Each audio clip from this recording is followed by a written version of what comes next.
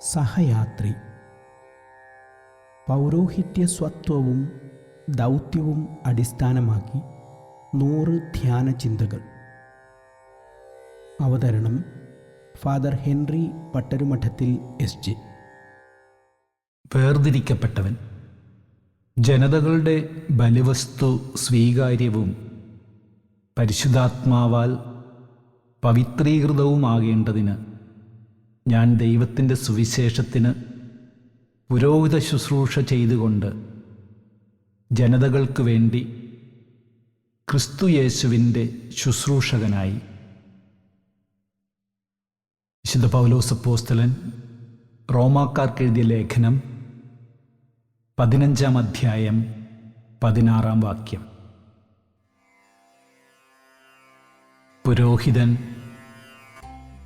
ദൈവത്തിൻ്റെയും ദൈവജനത്തിൻ്റെയും ശുശ്രൂഷയ്ക്കായി വേർതിരിക്കപ്പെട്ടവനാണ്. ദൈവനാമത്തിൽ ഈ സഹോദരൻ വിശുദ്ധീകരിക്കപ്പെടുകയും വേർതിരിക്കപ്പെടുകയും ചെയ്തിരിക്കുന്നു എന്നത് തിരുപ്പട്ടദാന ശുശ്രൂഷയിലെ ഒരു പ്രധാന പ്രാർത്ഥനയാണ്. ദൈവം തിരഞ്ഞെടുക്കുന്ന അവനെ സഭയാണ് വേർതിരിക്കപ്പെട്ടവനായി പ്രഖ്യാപിക്കുന്നത്. തീർച്ചയായും അവൻ ഏറ്റെടുത്തിരിക്കുന്ന ദൗത്യത്തിൻ്റെ ഭാഗമാണ് അവൻ്റെ വേർതിരിക്കപ്പെടൽ. അതെന്തെങ്കിലും പ്രത്യേക ആനുകൂല്യമല്ല, മറിച്ച് ദൈവത്തിൻ്റെ വേലയ്ക്കായുള്ള മാറ്റി നിർത്തലാണ്. ദൈവത്തിൻ്റെ നിയോഗവും അവൻ്റെ സമർപ്പണവും ഒന്നുചേരുന്ന ജീവിതാവസ്ഥയാണത്. ദൈവത്തിൻ്റെയും ദൈവജനത്തിൻ്റെയും മുമ്പാകെ അവൻ വാഗ്ദാനം ചെയ്യുന്ന വ്രതങ്ങൾ ഈ വേർതിരിക്കപ്പെടലിൻ്റെ പ്രകടഭാവമാണ്.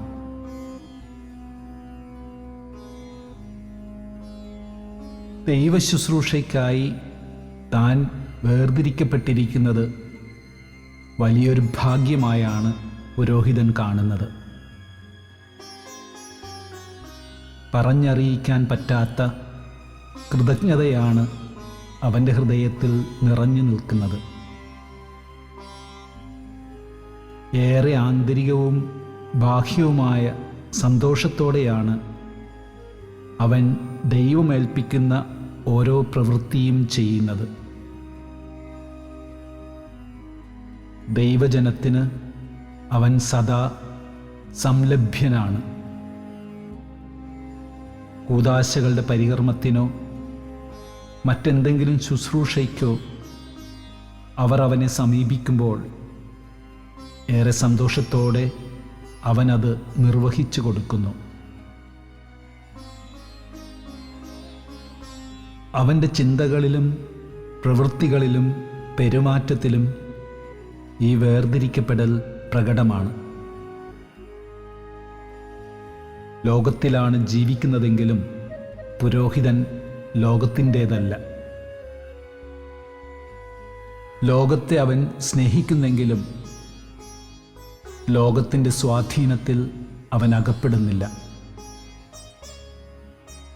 അവൻ ലോകത്തെ സ്നേഹിക്കുന്നത് ദൈവത്തിൻ്റെ ദൗത്യവാഹകനായാണ്.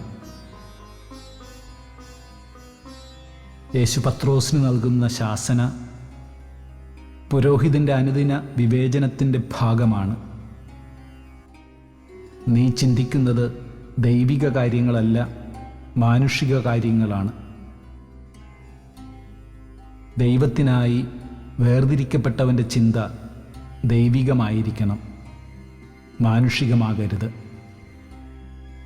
അവിടെയാണ് പത്രോസിന് തെറ്റുപറ്റിയത്. ആ നിമിഷം താൻ യേശു ശിഷ്യനാണെന്ന വേർതിരിവ് അദ്ദേഹം മറന്നുപോയെന്ന് തോന്നുന്നു. മനുഷ്യനായ തനിക്കും സംഭവിക്കാവുന്ന ഇത്തരം മറവിയെപ്പറ്റി പുരോഹിതൻ നിരന്തരം ജാഗരൂകനാണ്. ദൈവജനത്തിന് ഇടർച്ചയ്ക്ക് കാരണമാകാവുന്ന ഒരു പ്രവൃത്തിയും പെരുമാറ്റവും പുരോഹിതനിൽ നിന്നുണ്ടാകില്ല. ദൈവവും ദൈവജനവും വെറുക്കുന്ന ഒരു കാര്യവും അവൻ ചെയ്യുന്നില്ല. അവൻ്റെ വസ്ത്രധാരണത്തിലും ഭക്ഷണശീലങ്ങളിലും യാത്രകളിലും സൗഹൃദങ്ങളിലും ഇടപെടലുകളിലും വേർതിരിക്കപ്പെട്ടവൻ്റെ അന്തസ്സ് അവനെപ്പോഴും കാത്തുസൂക്ഷിക്കുന്നു.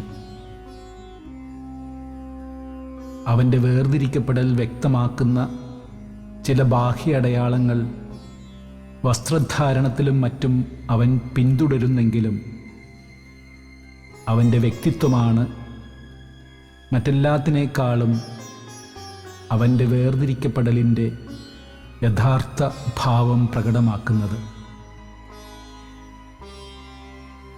വേർതിരിക്കപ്പെട്ടവനായ പുരോഹിതൻ തൻ്റെ സഹയാത്രികർക്ക് ഏറെ പ്രിയപ്പെട്ടവനാണ്. ഏറെ ആദരത്തോടും സ്നേഹത്തോടും കൂടെ അവർ അവനെ സ്വീകരിക്കുകയും അവനോടുകൂടെ കർത്താവിൻ്റെ വഴിയെ യാത്ര ചെയ്യുകയും ചെയ്യുന്നു. ധ്യാനം. സ്വസ്ഥമായിരുന്ന് ഞാൻ ദൈവത്തിനും ദൈവജനത്തിനും വേണ്ടി വേർതിരിക്കപ്പെട്ടവനാണ് എന്ന യാഥാർത്ഥ്യം മനസ്സിൽ കൊണ്ടുവരിക. അതിൻ്റെ സൗന്ദര്യവും അത് നൽകുന്ന ആന്തരിക സ്വാതന്ത്ര്യവും അനുഭവിക്കുക. ഈ സ്വത്വവും ദൗത്യവും എനിക്ക് നൽകിയ ദൈവത്തിന് നന്ദി പറയുക. ഏറ്റവും വിശ്വസ്തയോടെ ഈ വിളി ജീവിക്കാനുള്ള കൃപാവരം യാചിക്കുക.